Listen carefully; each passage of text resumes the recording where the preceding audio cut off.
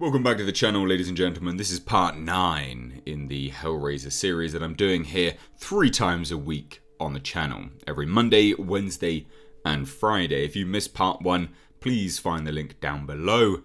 But that being said, let's dive right into it. We open some time in the past, before the rebirth. Pinhead sits atop a horse. Armor plating on his shoulder. The rain beats down.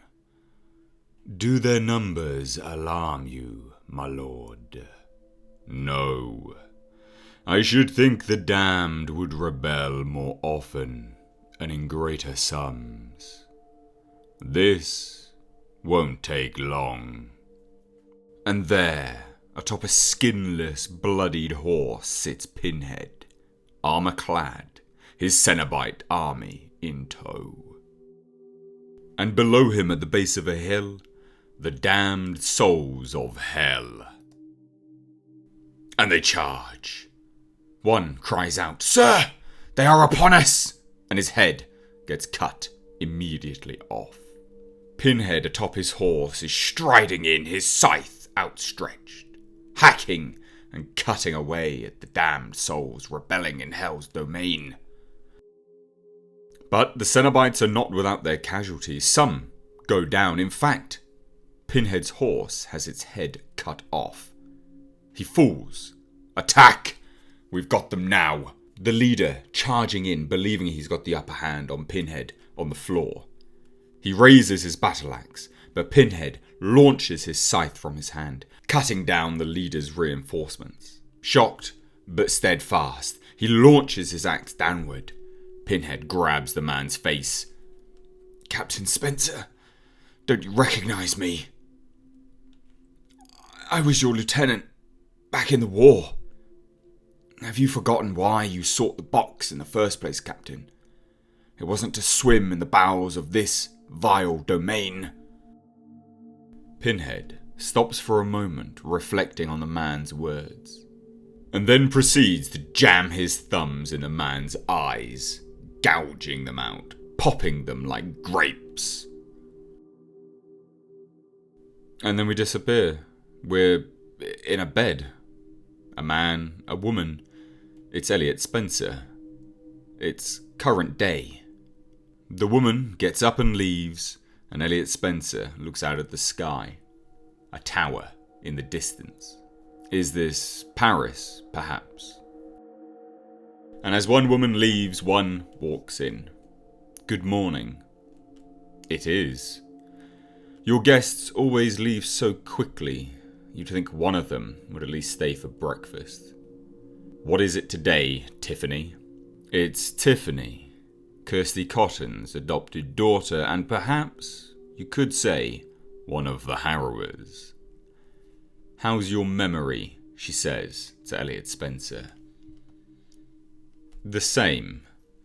I get glimpses, faces I've known, places that feel familiar, but the harder I press them, the faster they die." "We'll get there, Elliot, don't worry. We have a guest, though. You should get dressed." It would seem some time between Elliot Spencer rising from the dead in Kirsty Cotton's attic to now that Tiffany has found him and decided to watch over him to ensure the demon-turned-man doesn't turn demon again. And there downstairs Tiffany sits at a table. Elliot walks in and a man stands waiting.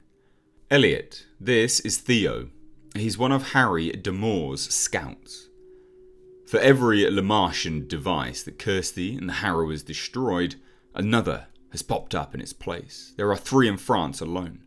The closest at a brothel right in our backyard, and from what we've heard, Kirsty's been very busy keeping up with them." Looking at the map, Tiffany simply asks, "Kirsty, where are you?" "How is this possible?" "Simple," Elliot states. "They were lying dormant until the power from the other devices shifted." "Exactly. Now here's the bad news," Theo replies. "There's no telling how many devices Lamartian made. Could be dozens, could be thousands, for all we know. He was making these things into his 90s. You knew about this? Even if I could remember, I'd never tell. If you want our help, Elliot, you will have to. And into frame, a crow slammed to the table. I need a bowl, Theo says. Is that thing dead? And with that, its head is cut off. It is now. This will help you track them down. Look, this method is neither precise nor discreet. When this thing starts moving, it indicates that you're close to a dark energy, but it's not limited to tracking Le Martian's creations, so be careful. You'll need a new one in about 3 weeks. By then, you won't be able to take the smell any longer. And what do we do with that? Tiffany asks, worryingly, pointing to a bowl of crow's blood. You have to drink it. Not on your life. Easy now. I'm just fucking with you. I'll dump it out. Theo was clearly trying to bring some light-hearted humour to the situation. And how is Mr. Damore, Theo? Skeptical, and keeping his distance. That's understandable. I'd be afraid too. He's not. Before Theo can argue anymore, Elliot Spencer cuts in. It's been so long since I've seen Paris, Theo, was it? Please do bring more crows. They make quite pleasant companions. Prick. Don't pay attention to him. Nobody wants to die twice. Tiffany says to Theo, yeah, hey, here's your dead bird sack. You always know just what to say. And as this exchange continues, we can see the growing concern between Theo and Tiffany about Elliot Spencer's memory as the Hell Priest Pinhead. So, does he remember anything? He gets glimpses, I think. And as Tiffany says this, we see Elliot Spencer walking the streets of Paris. Up to a butcher's. And there, in the window, is another butcher looking back at him. It's his reflection. His true self, his former self, the Hell Priest Pinhead. A Cenobite who, in his own right, butchered flesh, carved it up, brought order to the chaos that is flesh. He sees a funeral procession. He stops, watches the coffin being carried down some stairs. And he walks into the church, stares at the cross, and at Jesus Christ on the stained glass window. Smug son of a bitch. After your resurrection, it took you 40 days to ascend into heaven. And you're the Son of God. I'll do it without my daddy's help. And we cut to Tiffany, walking the streets of Paris at night. It's foggy. She sees something. Classy. Tiffany, walking into an open door. It's pitch black, it's dark. Full, in fact, of dark energy, so much so that the crow starts cawing. And it pulls on her bag and she falls. Here we go. Whoa, Tiffany says, not quite expecting her whole bag to start bouncing around, drawn to the dark energy. Alarmed and shocked, it seems Theo should have warned her. The crow steps out of the bag, squawking at the ever-growing presence of the dark power.